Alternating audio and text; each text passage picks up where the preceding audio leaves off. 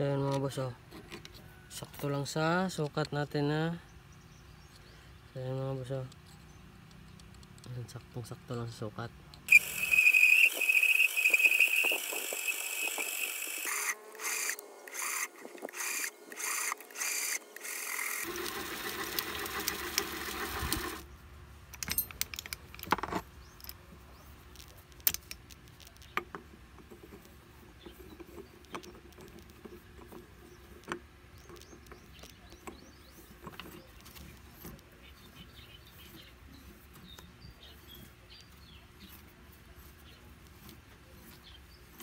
So tamang tama lang medyo magatigas mga boss.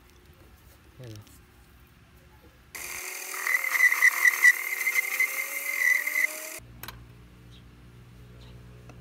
So lagay tayo dito ng lagayan ng o-ring mga boss, o-ring dito.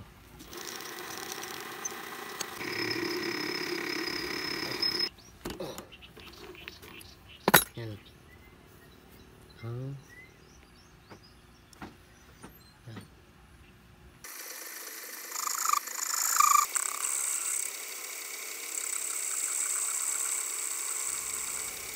So yun mga boss, oh. So ito, maglalagay ng o-ring sa bibig niya.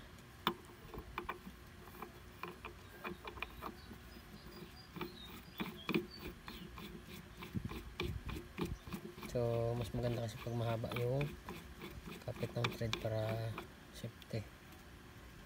Yan mga boss, oh. Yan. Ganda ng design mga boss.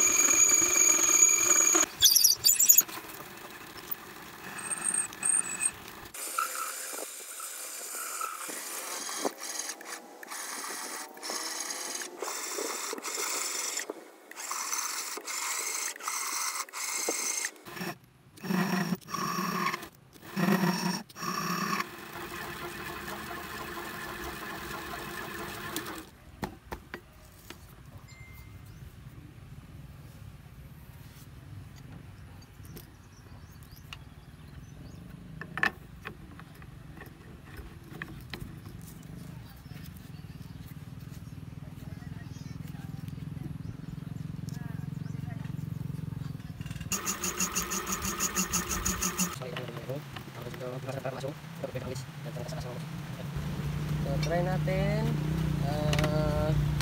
tanggalin mga boss kung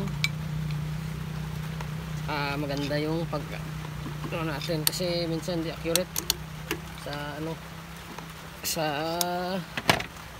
lagayan ng mga boss ng tawag nito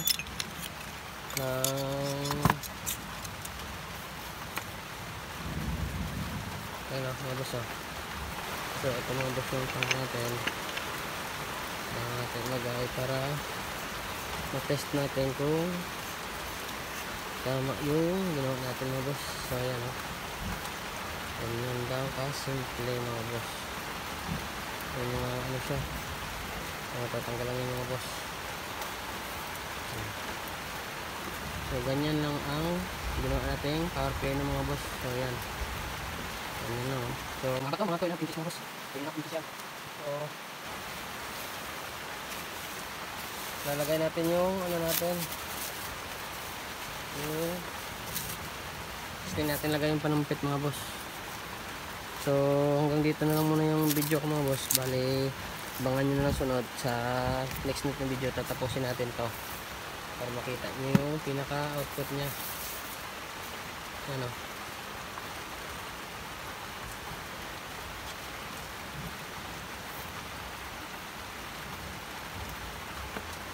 mga boss, oh. Yan. So yan, ganyan yung setup. Inte rin ito mga boss, inte. Ayaw lang makita, ayan, oh. Hindi masyadong kita. Yan, inte 236. So pinahabaan natin yung plane para malakas yung, hindi masyadong mababa yung pagbawas. Yan, oh. So pantay tayo dito sa pinaka edge nya. So sa panumpit tsaka sa ano, sa tangke. So minsan kasi dito nagkakamali, umaangat yung tank tsaka yung barrel, yung dulo, bali nag-aabot silang dalawa. So yan yung minsan na problema. So yun mga boss, pantay mga boss, pantay. Yan, tinigil natin ang power clean. So mga boss, dito lang muna yung video natin. Abangan nyo na lang next video. Maraming salamat po sa panood nyo.